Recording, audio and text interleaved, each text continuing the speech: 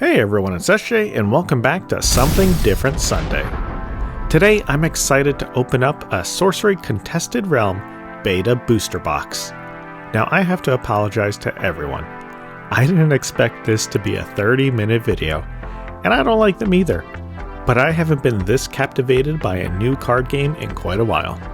I'll elaborate on this later, but for now, let's take a quick look at what Sorcery is. Sorcery Contested Realm is a new card game that invokes old-school fantasy card game properties, focuses on hand-painted art, and allows you to take the role of an avatar to cast spells, summon minions, and expand your territory with the goal of banishing your foe. This is a beta box which sells for $150, but is able to get it on sale for $125. There was also an alpha edition which now sells for around $800 to $900 a box, but all of the 403 cards in the set are essentially the same between these two versions. Each booster box contains 36 packs, and each pack contains 10 common or ordinary cards, 3 uncommon or exceptional, 1 sight card, and then 1 rare or elite, or a unique card which is the equivalent of a mythic or ultra rare card. You also get a box topper which includes a foil sorcerer, and then various tokens to represent units and statuses within the game. Finally, if you get a case, you get 6 booster boxes per case. Let's dig into what cards we're looking for. The big hit for Sorcery is the Philosopher's Stone at $150 for the non-foil and a whopping $1,500 for the foil version. There are also 4 elemental cores, which would be great to pull. All of them are pretty pricey, including Ruby Core, which isn't shown here. Finally, there are plenty of uniques worth money in non-foil versions, but really any unique or any decent foil would be a good pull. Finally, there are also curio cards, which are roughly 1 in every 50 to 100 boxes. These are exceptionally rare cards, and they're either art cards, sketches, or alternate versions of cards throughout Sorcery's development. Alright, now on to the box topper. What we have here is a bunch of mini tokens used throughout the game, and then we have a foil sorcerer card, which is just used as your avatar. It's a couple of bucks, and I'll throw that into the final price at the end with the stats. And then here's the back of it as well. What we have next is a rubble card, which is used to signify a destroyed site throughout the game on your 5x4 grid. And then we have a list of all the artists who contributed to Sorcery Contested Realm. Now on to our little mini tokens, which we have over here. These are just a bunch of different types of tokens that will appear within the game, such as foot soldiers and frogs, as well as different states of the game, like burned and flooded. Some of these are double-sided as well, and at this point while I was doing this, I just dropped a whole bunch, hence the cut. But in general, these are just ways to include a whole bunch of tokens without having to include them in the packs. They are quite tiny though, so you need to be quite dexterous in order to handle these. Alright, now before we start opening, let's take a look at the packs.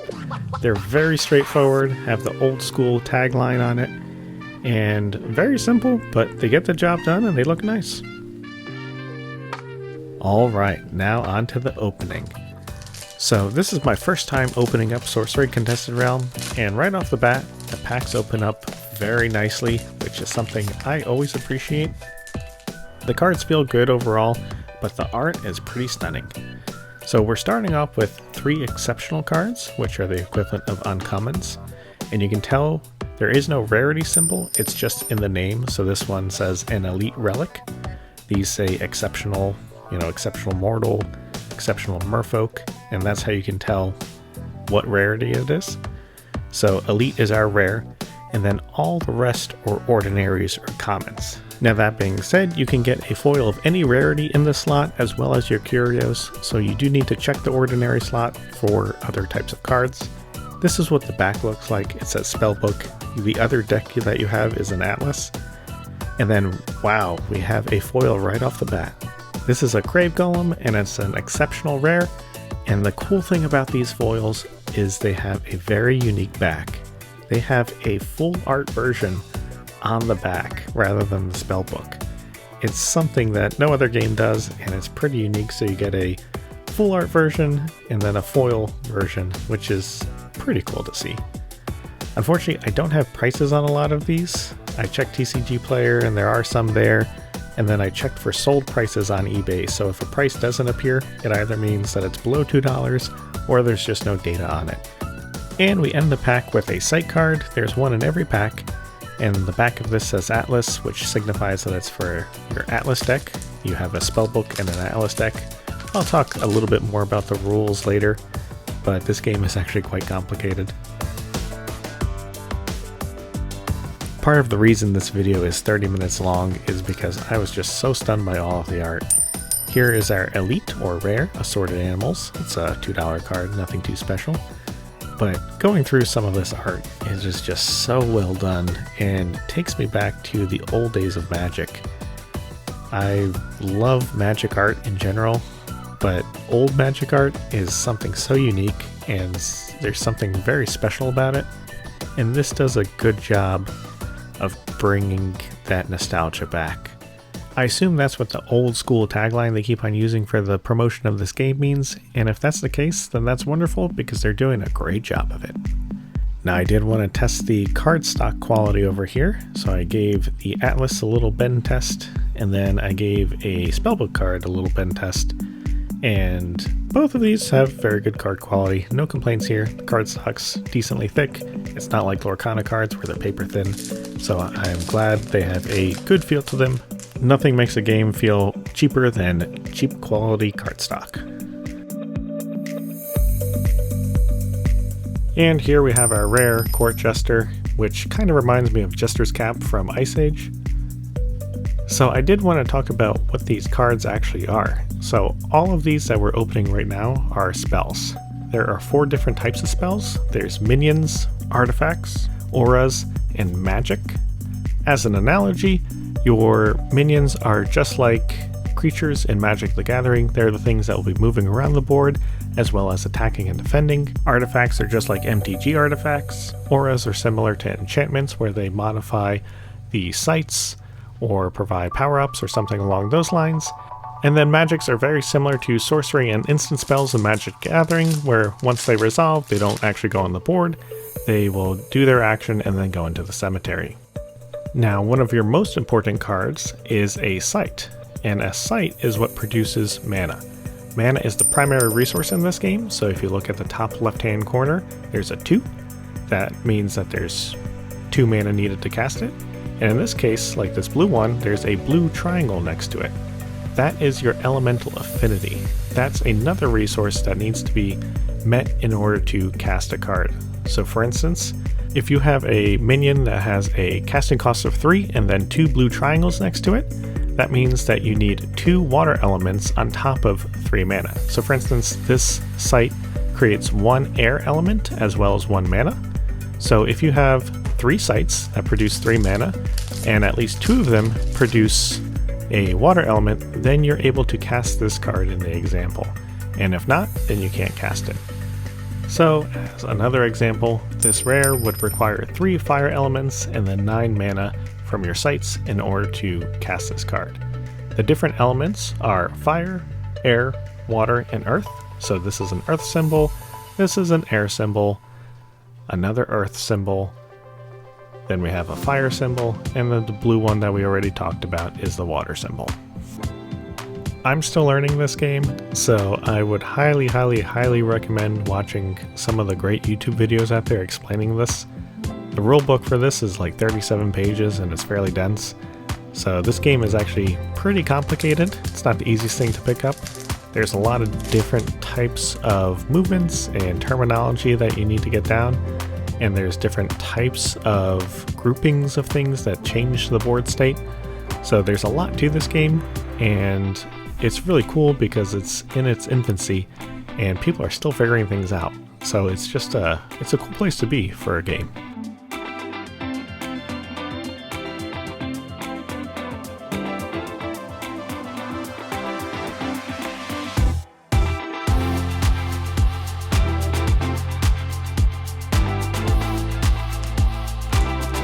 Alright, we're approaching the 10-minute mark and we're only 7 packs in. I do pick up the pace a little bit, but I appreciate you watching, and I hope you're getting a chance to read the cards and take a look at them. The art's really cool in this game, and it's something you don't see every day, so I do think it deserves a good 30 minutes for this to really get a chance to see all of the different cards and not just fly through them. However, from the editing side, I wish this weren't a 30-minute video because my goodness, has it been a nightmare to go through all of these prices for all of these cards on a new card game where there's not a lot of data. Ooh, it is taking some time, but it's fun and it's worth it, and I hope you guys enjoy it.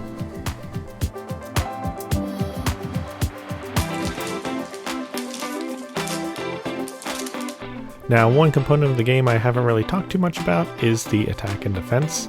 So minion cards will have a attack and defense on the top right.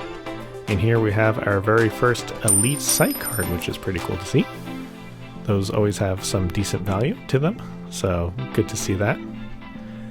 So for minions, they have attack and defense. So on the top right, you see a 1, you see a 2, you see a 3.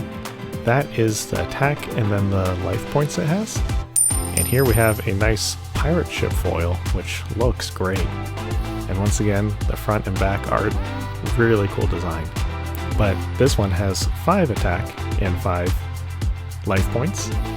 So as soon as they go to 0, the card goes to the cemetery. But if the card doesn't die, damage is persisted until the end of the turn.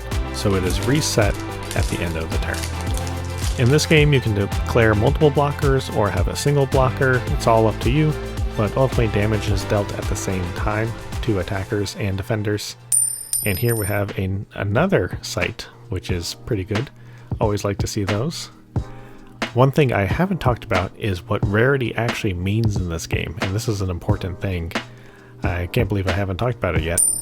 We have a really cool foil, by the way. This is a True Sight crossbow. This is a nice $10 one, and it looks great. Now notice that is an exceptional, which means that you can only have 3 of these in your deck. Ordinary is a common, so you can have 4 of these in your deck. And elite, you can only have 2, and a unique, which we haven't actually seen yet, you can only have 1 in your deck. So there are limitations based on rarity. Now ultimately, in theory, I really like this idea. It should hopefully keep the cost down. But that being said, in Flesh and Blood, there's a similar idea where you only need 1 type of an equipment for some decks, and those are usually pretty expensive because they're so popular. So, in theory, it should keep the cost down. I don't know in practice if it actually will. But that being said, the foils are much higher prices because people are looking to bling out their decks with them. Hopefully the regular cards, non-foil versions, will be a little bit cheaper overall, and for the most part, that is the case.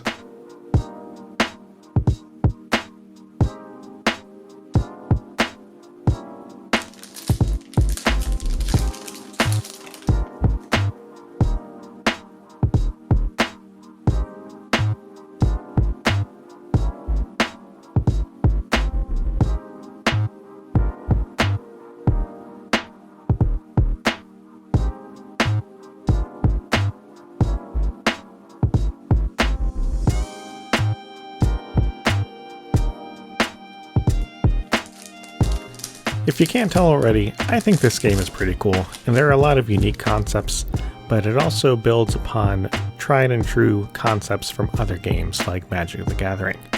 However, one really unique feature of this game is the realm. So the realm is the 5x4 square grid that you're actually building out and playing on. So basically you have your avatar, and you have this 20 square grid essentially that is empty, so it's a void, and you're building out your sites and claiming territory, and then you're actually moving your minions along these sites into enemy sites and actually claiming territory, destroying their territory, ultimately trying to get to their side and knocking down their life totals. It's a pretty cool concept and something that I think is pretty unique to this game. I haven't really seen any other card games have movement as part of their strategy. So there is a whole different dimension to this game that a lot of other games just don't have, and it's going to make it pretty complicated and make the number of decisions they have to make pretty much exponential. So it's actually a really cool idea, and I'm very excited to see how this plays out. Naturally though, you have different terminology related to movement, so you may hear something that is adjacent. So what that means is that you can move in a cardinal direction, so north, east, south, or west. So any square in that direction you can move to, that's adjacent. And then you have something called nearby, which is the cardinal directions, as well as all the diagonals. So cards with the keyword like airborne are able to move in all directions, diagonals included, while most cards, ground-based cards, are only able to move adjacent. So it's just cool terminology to know, and it's interesting to see the dynamics of this game. I'm very excited to play it. I need to read through the rules a little bit more before I'm comfortable playing my first game. And here we actually have our very first unique card. This is a Great Wall site, and it is part of the Atlas. The background is just the same as all the other sites, but yay for our first unique card.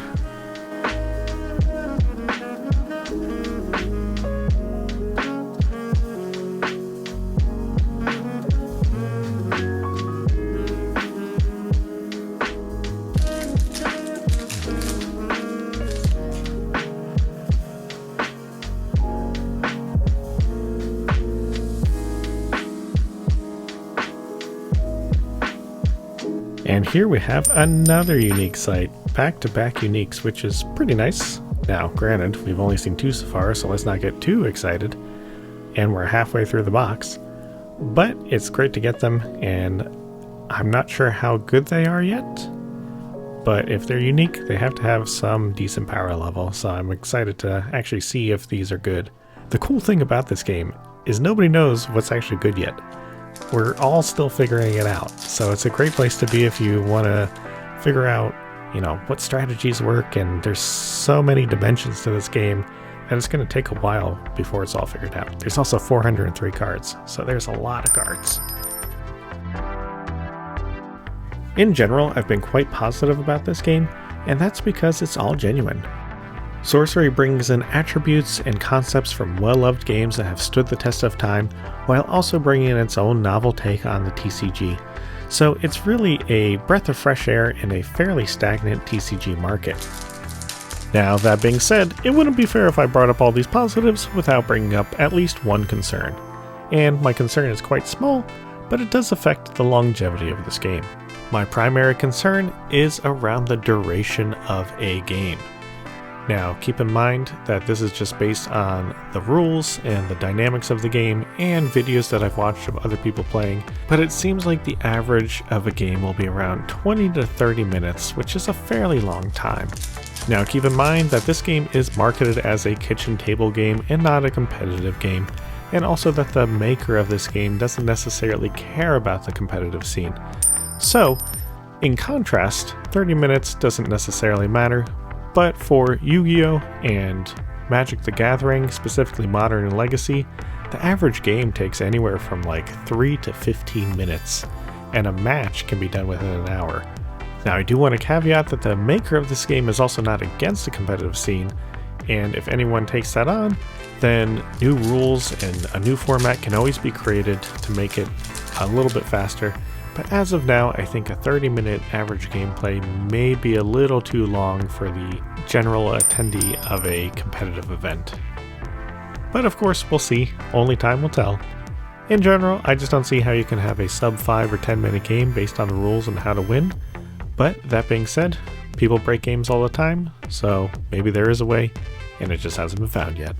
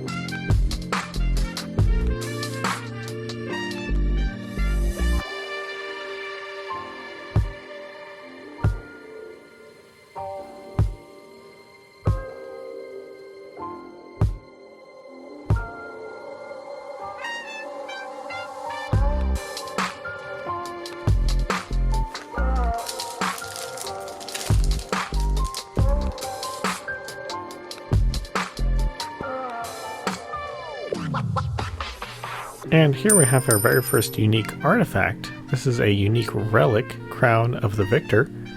And this is a nice card to pull. It has decent value, and in general, based on Magic the Gathering, you always want artifacts.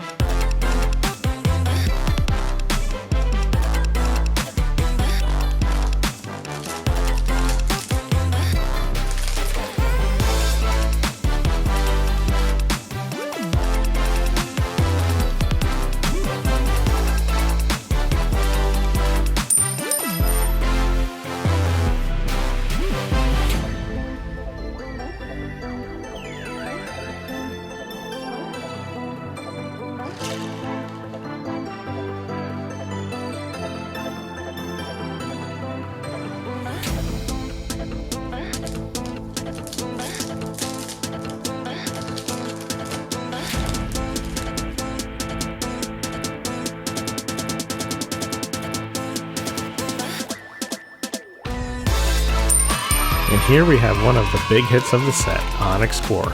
This is similar to the Mox Jet, where it provides not only elemental affinity, but also mana. So it's a really great card to have. And here we have a really nice foil of a Sight. This just looks amazing. Unfortunately, the value isn't too high, but after the Onyx Core, I'm not complaining.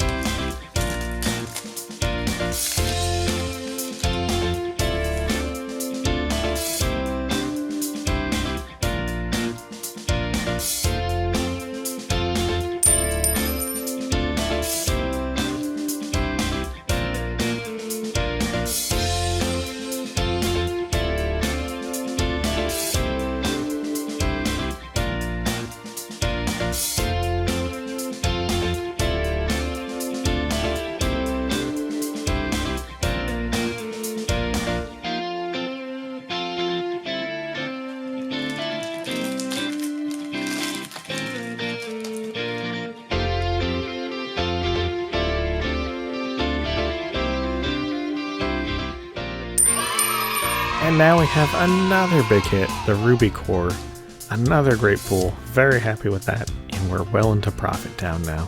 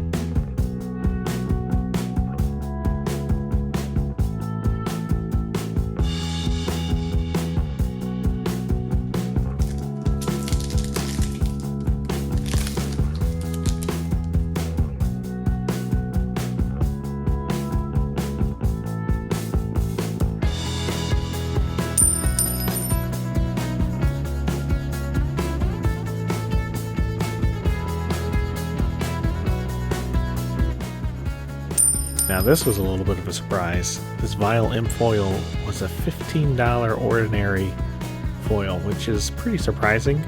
So just goes to show, some cards have some really high foil values, even though their non-foil version isn't that high.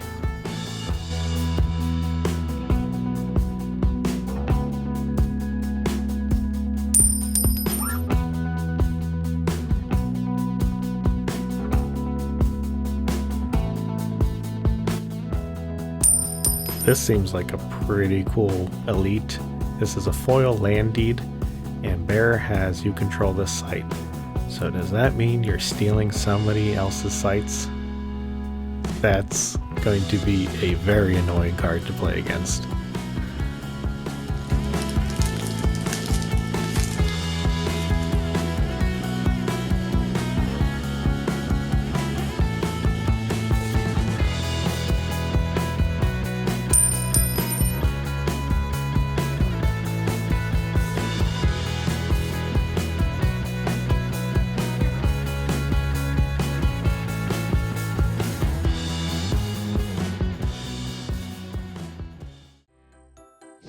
Wow, what an opening.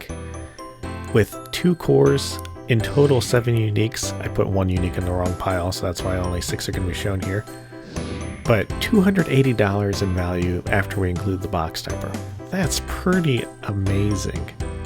And even if I paid $150, that's still more than enough for profit. I am very impressed with this game. To be honest, the prices were a lot higher on the foils, while a lot of the cards were reasonably priced. Now, there is very low volume for a lot of these, so that will skew data, and once more is open, prices should come down a little bit. But overall, my impressions are this seems like a very, very good game. The art's fantastic, which is always a big draw in games. The gameplay seems really good. I haven't had a chance to actually play this yet, but just based on the rules and videos I've watched, this seems like it has a lot of dimensions and a lot of complexity, which means the ceiling is very high for this game. With 403 cards, the set is pretty large, and overall the management of this game seems quite good. So I'm excited to see where this game goes. Here's the unique, by the way. Well, ultimately, I would recommend buying a box of this. It seems like a really good game and worth giving it a shot. Anyway, if you enjoyed Something Different Sunday, then please like and subscribe, as I always appreciate the support. As always, thank you for watching.